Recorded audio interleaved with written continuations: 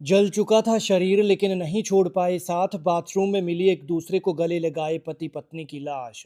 जब अलग करना चाहा तो दोनों के बाजू उसी शेप में रह गए जैसे बेचारे गले लगे हुए थे।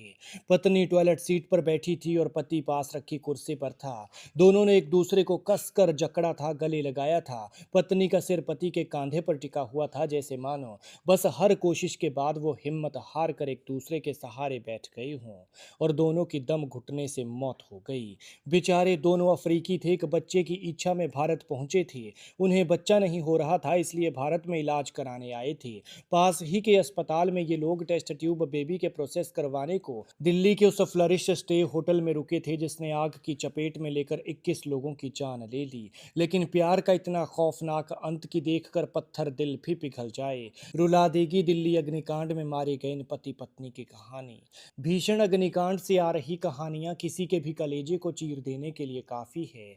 अपनों को बचाने की जद्दोजहद और मौत के उस खौफनाक मंजर के बीच से ये ऐसी दर्दनाक तस्वीर सामने आई है जिसने दमकल कर्मियों और डॉक्टर्स की भी आंखें नम कर दी। एक और दर्द भरी दास्तान 61 साल की लाइबेरियाई महिला जेन जे रोलैंड की भी है।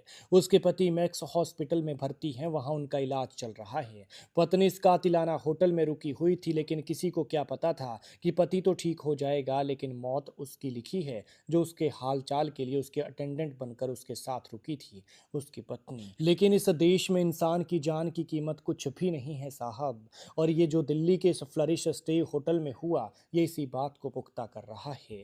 पैसा कमाने के लिए होटल को इतना संकरा बनाया गया था कि 21 लोगों की जिंदगी छोटी कर दी। होटल की गलियां इतनी तंग थी कि दो लोग ठीक से चल भी ना पाए। तो सोचिए, जब आग लगने पर भगदड़ मची होगी और वो लोग बचने के लिए भाग रहे होंगे तो कैसे यहाँ से निकले होंगे। दिल्ली के मालवीय नगर में यह अग्निकांड 3 जून को हुआ, लेकिन वो 21 लोग जो अपनी जिंदगी के कुछ पल बिताने के लिए यहाँ रुके थे, उनके दर्द ने देश को रुला दिया है। एक और परिवार भी था, हंसता खेलता उस परिवार के 8 लोग इस आग की भेंट चढ़ गए। गुरुग्राम के विवेक अग्रवाल अपने पिता राधेश्याम अग्रवाल के इलाज के सिलसिले में दिल्ली आए थे, जो साकेत के एक अस्पताल में भर्ती हैं।